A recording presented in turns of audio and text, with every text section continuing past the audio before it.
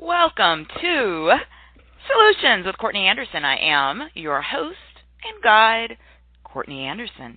Thank you for joining me today, and as always, you can go to CourtneyAnderson.com for more information, to share your feedback, or anything else that you'd like to reach out about. Today's show is part of our HR Heroes Hangout series. And of course, our HR Heroes Hangout series is dedicated to our unsung heroes that ensure that organizations achieve and sustain maximum human capital competitive advantage. Woo! Just thinking about what our HR heroes do is exciting. It's invigorating. But our HR heroes, of course, are the foundation of any organization, whether it's for-profit, whether it's a public government entity, whether it is a nonprofit. We've got to get stuff done, and how do we get stuff done? We need people to get stuff done, from the very top of our organizational structure for our senior leadership all the way down to our part-time workers. We need to get stuff done. So we need people, and our HR heroes are the entities that individually comprise our HR departments, and they're the ones that obtain, retain, and maintain the people to get stuff done.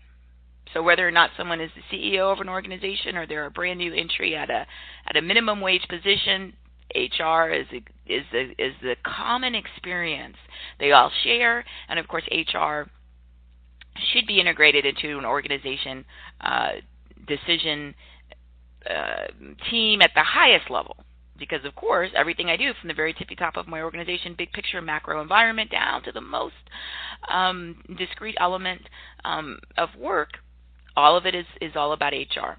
So we are saluting our HR heroes as always, and this specific show, this episode is, what does employment at will really mean?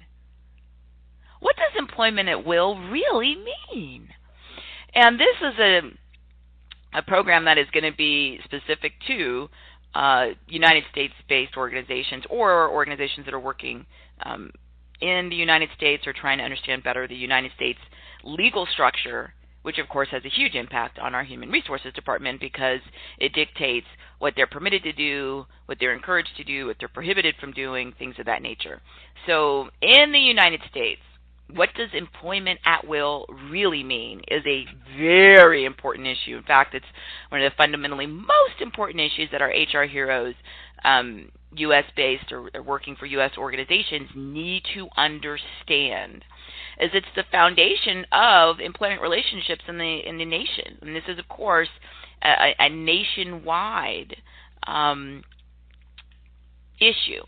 So in the show notes, what you'll notice is that I sort of get right to it, right? Let's get right to the meat of it, to the answer, as they say. And of course, in so many of our programs and shows, I will sometimes go into extended explanations of why there's not often or usually an answer in life. There may be multiple answers. There may be several options that could be answers, but there's a rare opportunity where there is an answer, where 1 and 1 equals 2. And so this is one of those areas where there is an answer, which is one of the beautiful things about some of the material and the topics we explore. So let's get right to it. For the United States-based organization and in the U.S., what does employment at will really mean for those HR heroes? Short answer. It means an employee may quit or be fired at any time, with or without notice or cause. An employee may quit or be fired at any time, with or without notice or cause. Now, this is something, even just sort of sharing that short answer, right? One sentence. An employee may quit or be fired at any time, with or without notice or a cause. Just saying that brings back a multitude of memories for me, because I have conducted, I honestly don't know, I could probably do an audit at some point, hundreds, if not thousands of hours of corporate education and consulting programs where I have repeated this. I honestly do not know how many times, because it's just a foundation. And especially, I was going to say that it's especially challenging for organizations that are multinationals or that are new to understanding United States employment law issues, but that would be a bit of an inaccurate statement, because I've worked with organizations that were founded in the U.S., have been run in the U.S., and have just the same amount of shock. People are shocked. They really are. At first I thought, when I started doing the corporate programs, educational training development, consulting projects, I thought, well, maybe these people are just putting on sort of a show for me. They're pretending like they're surprised and shocked what employment at will means, because I thought, how do you not know this? Not in a negative way, but I come from the background before I started my consulting and corporate education programs and speaking and training. Of course, I was practicing law. So, before that, before I opened my law firm, I was teaching business law, initially at the University of Texas at Austin. So my whole experience was, I came from a place where I not only was I taught this material and I knew this material, but then I was out teaching in it at a large top university, and then I opened my practice, and I was, of course, using this knowledge in my daily activities where I was giving legal advice to individuals and employers. So it was a little bit odd for me when I started going out around the U.S. and then around the world. But when I was dealing with U.S. organizations,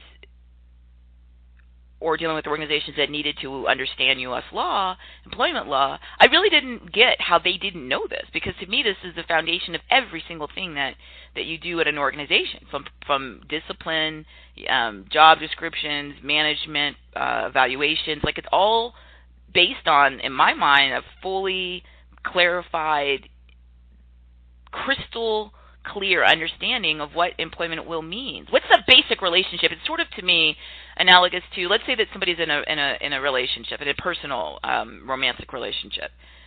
Understanding what the basic fundamental relationship is the key. So if one person thinks, oh, we're in a exclusive monogamous relationship, and the other person doesn't share that knowledge, then it's usually fraught with anger, frustration, confusion, and ultimately failure, because the two parties don't agree in the understanding of what it is. What is this? What are we? Are we, again, exclusive? Are we, or are we one of these things where I'll see you when I see you, and when I'm not seeing you, you could be seeing someone else? And as long as we agree on it, then we, in theory, should be able to communicate, work together towards shared goals. We're all on the same page. But if we don't even understand what we are doing and what the relationship is and what the expectations and the rights and the responsibilities are, it seems destined for strife and perhaps more likely for failure. And in fact, that's what tends to happen. So here we are in our work situation. It's the same thing, right? We're in life. We're free to make decisions, so we're not bound. We're not forced to work, right? We're not talking about a situation where someone is a slave, or someone is an indentured servant, and someone has no right at all to enter into a relationship or exit a relationship. This whole concept is based on the idea that we're free. Right? We're free to come and go. We're free to do as we please. We're free to enter into work relationships and exit work relationships. We're free. And the short answer, I often would try to explain it in corporate education programs and say, look, this is pretty simple, right? In theory, both sides have equal rights. The employee may quit, right? That's their equal right. To what? It's equal to the fact that they may quit or they may be fired. So you could argue that this is a great thing, because both parties have equal rights and equal opportunities. The employee can wake up at any moment, either actually wake up from sleep and think to themselves, I'm done. I don't ever want to work there again. And legally, there's nothing anyone can do. The employee at any moment can turn to the employer and say, you know what? I'm done. I'm leaving. I'm terminating our relationship. I'm finished. I'm not giving you any notice. I don't have to give you an hour's notice or 2 weeks notice. I'm not legally required to give you any notice. I'm not legally required to give you a cause or a reason.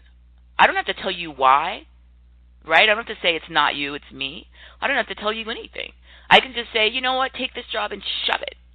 Shove it. Shove it out the window. Shove it down the toilet. I'm done with this place. I'm leaving. And sometimes when I do corporate education programs, people tend to kind of like that idea, right? And it also is important that people understand this from our human resource HR heroes perspective, because you don't have to, but ideally you should empower your employees to understand, to get them out of that vicious cycle of they're miserable, they hate everything from the organization, from stem to stern, from tip to toe, from top to bottom, they can't stand anything. And all that their energy is spent in and on their time is long explanations about all the horrible things about the employer, right? I hate the chairs, I hate the hours, I hate the location, I hate the lighting, I hate the customer, I hate the supervisor, I hate my team member I manage, I hate the air conditioning, I just hate it all.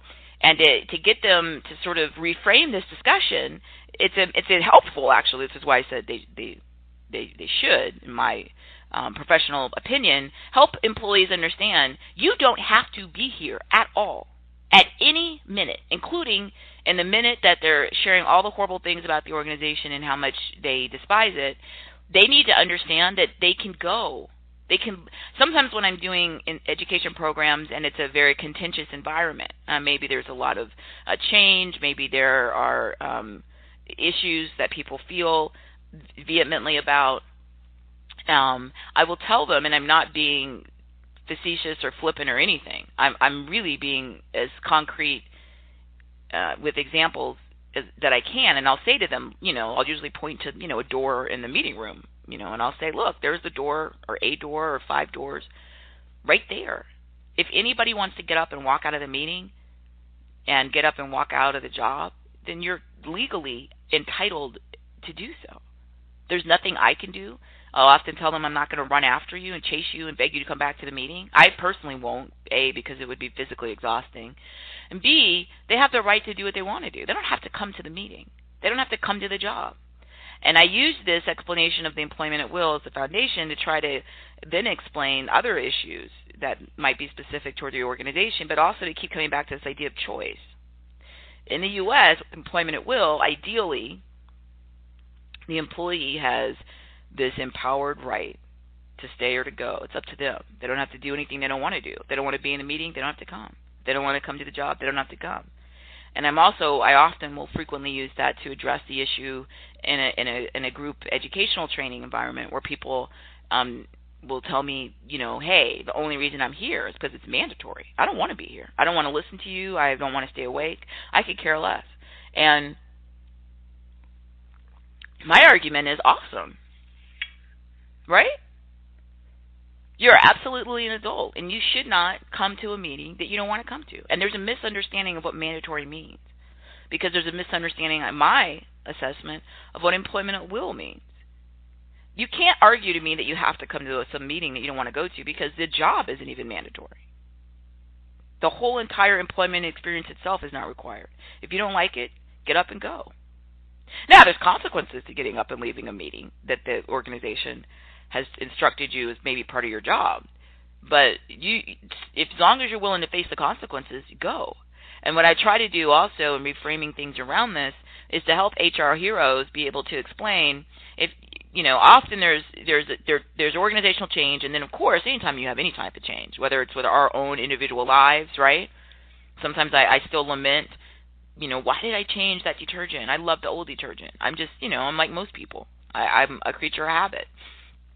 And when you change things at work, people in a healthy way should be expressing, they should have been part of the process to determine what the change was. Ideally, they should have been part of the process to come up with the best possible outcome, to come up with the best possible process and procedure for implementing the changes. Ideally, that's what should have happened. But sometimes, even if you do all of that, and they were part of the process, and there was open communication, transparent timelines, there still may be people who just say, you know what, I don't like it, I hate it, it's horrible. Fine. Again, employment at will means they can quit at any time. They don't have to give you notice. They don't have to give you a reason. That is true. The other side of this that in theory is supposed to be equal is that the employer, right, can do the same thing.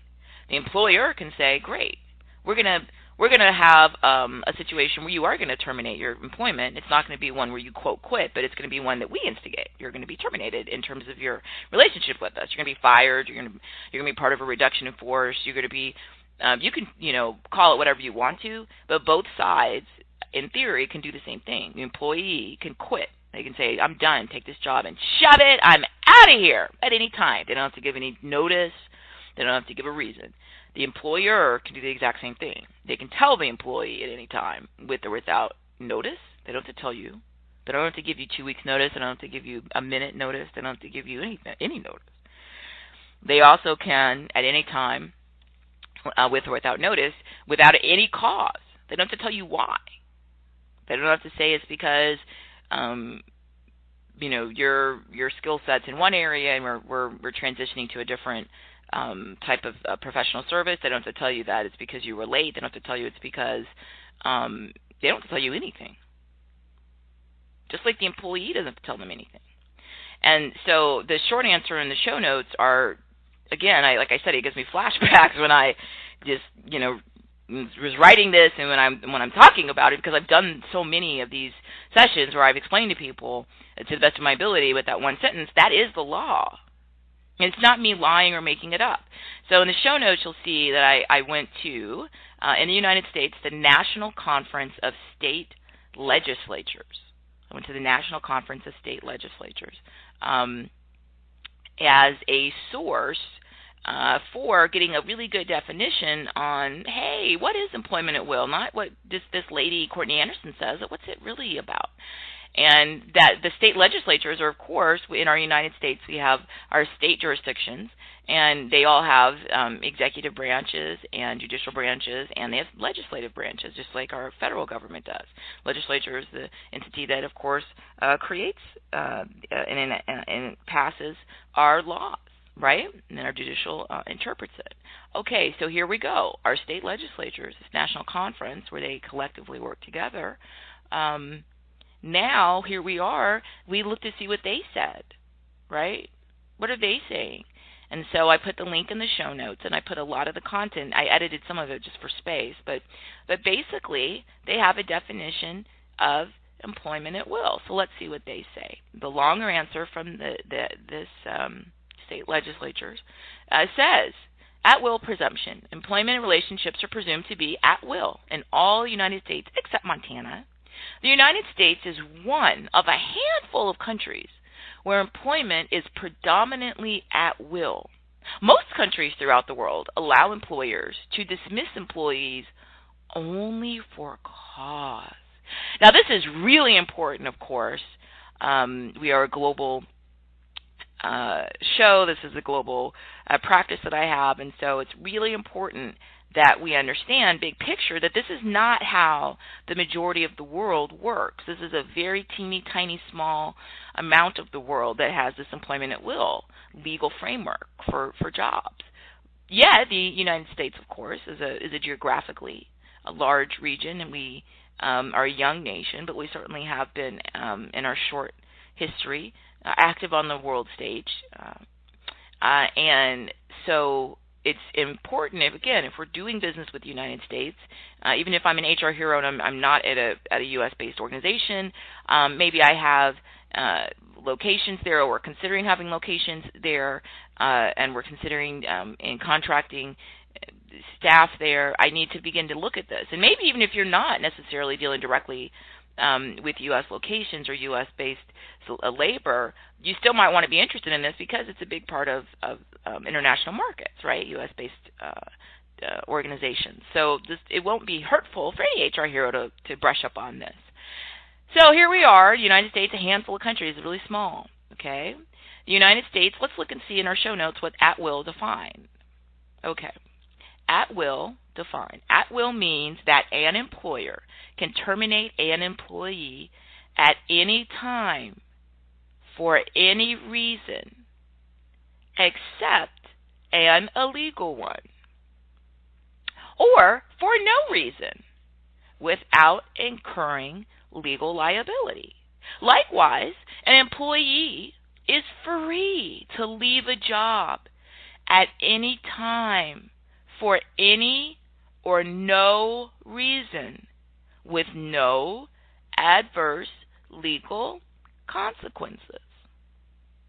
At will also means that an employer can change the terms of the employment relationship with no notice and no consequences.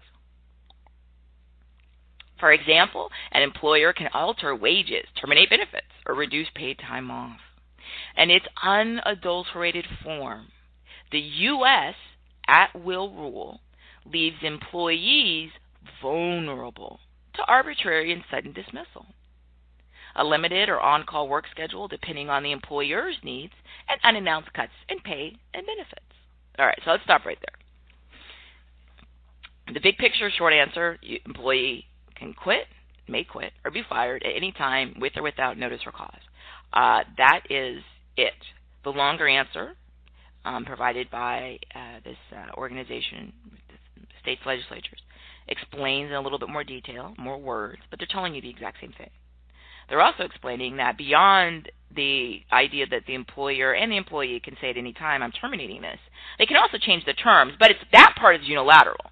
The employee can't change the terms. So the employee doesn't have the legal power to go and say, you know what, I know I started and I was on a part-time schedule making, I was going to do 30 hours a week, but now I want to do 20 hours a week, or I want to do 40 hours a week. The employee doesn't have the power to go and change the terms like that. The employer does.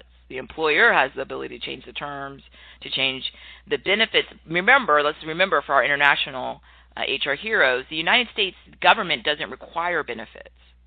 So health insurance, sick leave, paid time off, maternity, health insurance, none of that's required by our United States legal system. Those are all optional. If an employer wants to provide their employees with sick leave, maternity leave, something like that, then they can if they want to. But it's voluntary. It's up to them, and they can start it at any time, and they can stop it pretty much at any time because they're not required to do it. So if they do it, it's sort of an optional, nice thing to do. They want to start doing it, and they realize we don't want to do this, they can change it. Remember, though, those are not legal requirements. In most industrialized nations, the law requires all of this. Like you're required to have so much vacation. You're required to have access to medical insurance. You're required to have a certain amount of sick leave and personal time. That's not required at all legally in the United States, so the employer has total control and they have a choice. If they want to give a voluntary benefit, they can. But if they want to start one and then decide they don't like it and they're going to stop it, they totally do that at any time. So the show notes talk about from, of course, this government organization, saying that in the unadulterated form, it leaves employees vulnerable. Well, yeah, of course. You can see why. Now, you could argue, which I did at the beginning of the program, and I have argued for years, that it also gives you, the employee, all this power, right? You can leave. And the retort to any employee who has any complaint, I said earlier, right, about anything, including, benefits changing, whatever. The answer is, well, then leave. Right? If you don't like it, leave. And some people sometimes will get very angry with me, and they'll say, well, how dare you say that? That's so cruel. I'm not saying it, myself, making this up. I'm telling you what the law says. Now, whether or not the law should be changed is a totally different question. And I certainly have tons of opinions and ideas on that. But I'm not telling you what you should do. I'm telling you what the law says are your rights. And when people get angry with me and say, well, that's not fair, well, I'm not debating whether or not this was written in terms of judicial interpretations of employment at will, which employment at will is a common law idea, meaning it was derived from practice. But it's been codified in our court systems and our practices and procedures in the United States. I'm not arguing whether or not it's the most equitable relationship for employees, and in fact, the source that I'm quoting from is acknowledging, right, that it can and does leave, right, employees vulnerable. But that's the law. So if people in the United States, and it's a representative democracy, want to change that, then that's a whole different dialogue. I'm just saying what is. So when people get angry with me, I never understand it, again, because I think, I don't, again, go back to how someone doesn't know this, and B, it's not anything I'm saying. I'm just telling you what the rules are. And if you don't like the rules, then we can have a different discussion about changing the rules, but the rules shouldn't be a surprise.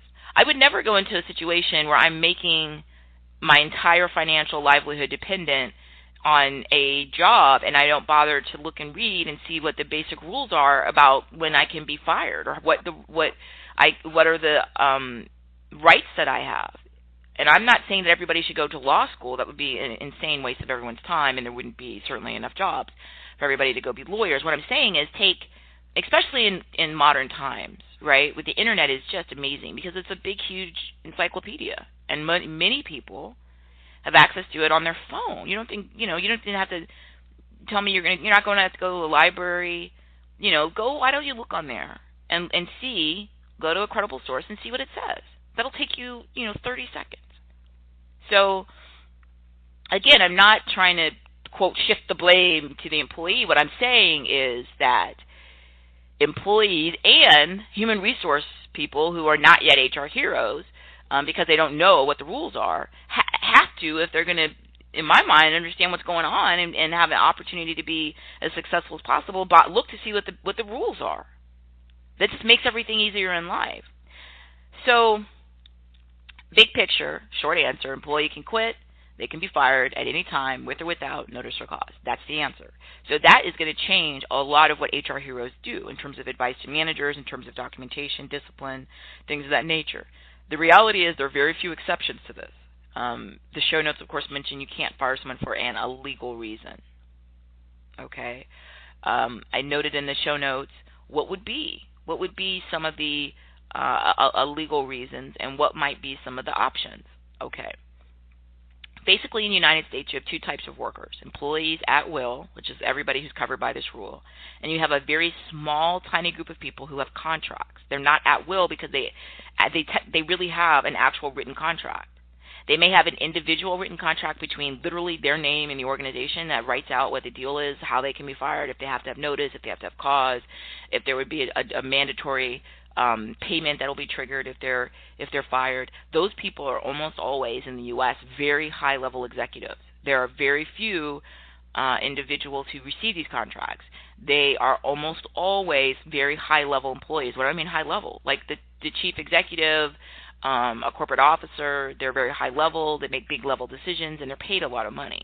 So they will negotiate often big contracts where it lays out all the terms of their employment, and it also often will give them a clause that says, you can't fire me unless you have cause. You can't fire me unless you give me X amount of notice.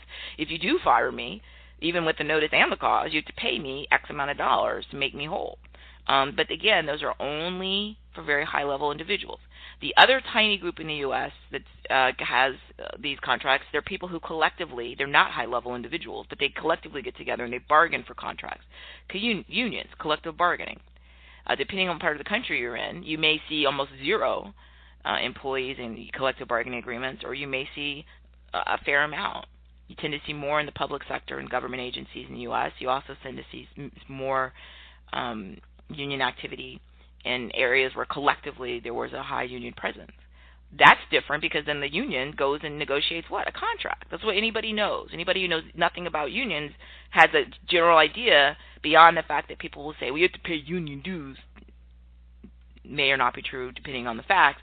But the union goes and negotiates a contract. That's what they do. So what they're doing is they're taking the place of the individual high-level employee who's negotiating, or their lawyer, representatives negotiating a contract for them. They're negotiating contracts for all of the people in their union, a big group. And that contract, many times, if not almost always, is going to have rules about how you can terminate, how you can discipline, how much notice you have to give somebody. The same type of deals that the high-level people get. That's what the unions do. So if you have those contracts, then you're going to have different rules that are going to apply to you because you have a contract. Everybody else is at will. Everybody else, you don't have an individual contract. You're not part of a group that collectively bargain a contract. You're not covered by a contract. You're at will. Your rule is you can quit or be fired at any time, with or without notice, or cause.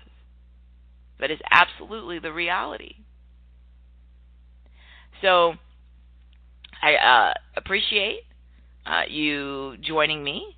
I hope that this has at least illuminated sort of the basics of what is employment at will. Now, I have many other programs that try to explain to you as an HR hero, okay, well, what does that mean? Can I say to somebody, can I have a manager say, hey, I'm firing you because you're a woman? Can I have a manager say, I'm firing you because you're pregnant? Can I have a manager say, I only like people who are Jewish, and if you're not Jewish, I'm going to fire you? No, you can't, because that's illegal. There's a couple of laws in the United States that do protect people at work if they're in a protected class.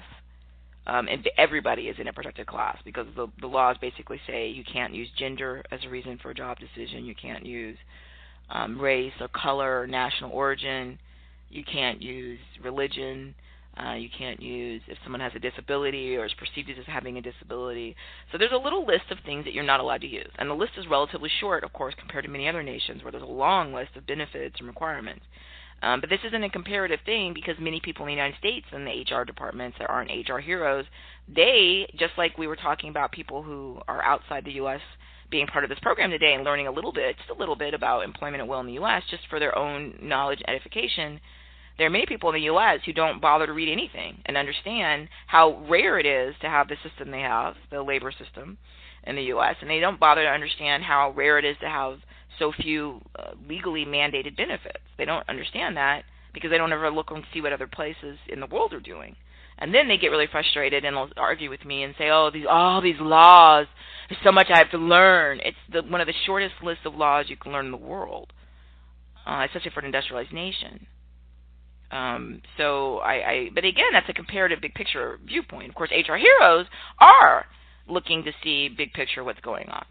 So this was a short introductory episode just covering this basic issue of what is it? What does it mean? Now, how you're going to apply it, how you're going to manage, how you're going to create your employee handbook, how you're going to train managers and executives and leaders, how you're going to use evaluations, all of that is a much more complex issue that I certainly have many different programs and opportunities to share and explain. But this should be big picture, very simple, clear overview. What does it mean in, of course, the U.S.